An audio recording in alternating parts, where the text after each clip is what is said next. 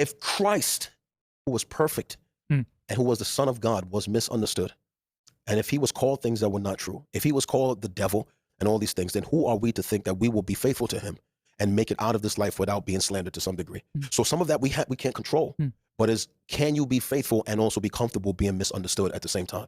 And that's where I'm getting to now. I'm getting to the place where I want to be more focused on being faithful, even if I'm misunderstood. Because, bro, at the end of the day, and I'm about to say this, and I don't care what nobody got to say.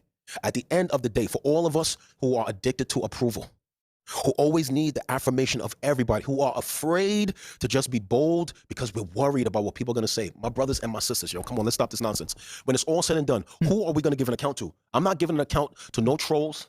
I'm not going to give an account to everybody who's slandering me. I'm not going to give an account to everybody who misunderstands me. I'm not going to give an account to everybody who's judging me. I am not going to give an account to any of them. When it's all said and done, I'm going to stand before the one who saved me, and I'm going to give an account to him and to him only.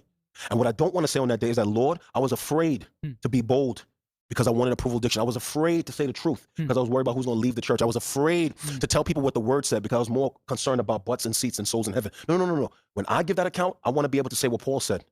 I have fought the good fight. Come on, man. I've kept the faith. I finished my race. I was faithful to the end. And if my faithfulness cost me friends, if it cost me platforms, if it cost me couches, if it cost me people leaving the church, if it cost me money, if it cost me fill in the blank, then that's the price we got to pay for being faithful, right? Because in the end, the Lord didn't call us to get to a bag, and he didn't call us to be famous, and he didn't call for all these things that we think are so important. That's not what he called us to. He called us to be faithful. And if that comes at a cost, it got to come at a cost. Since when is discipleship without a cross?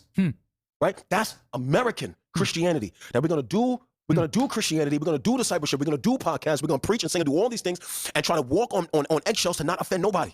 Since when is Christianity without a cross, B? You know what I'm saying? Christianity comes with a cross. All of us got to carry a cross. And if my cross is misunderstanding, if my cross is the darts of enemy, if my cross is people calling my wife a witch, they're not going to stop me from being faithful, from preaching that holy Bible, line by verse, chapter by chapter, exalting the person whom the scriptures reveal, not Philip, Christ. And if that costs me, I'm sorry, it just got to cost me, because none of the stuff I'm enjoying right now is none of the things I was begging God for right now in the season, bro. I ain't asked God for no platforms.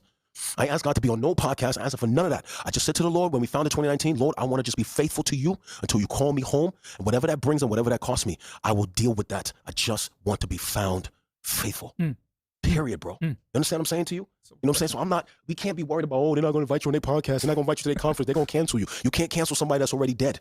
You see what I'm saying? I'm already dead to all of that. I'm not in this for a bag. I'm not in this for fame. I'm not in this for a big Instagram following. I'm not in this for a title. I don't have the bucket list. Like, oh, I want to preach at so-and-so church. And I want to preach this. I don't have that stuff.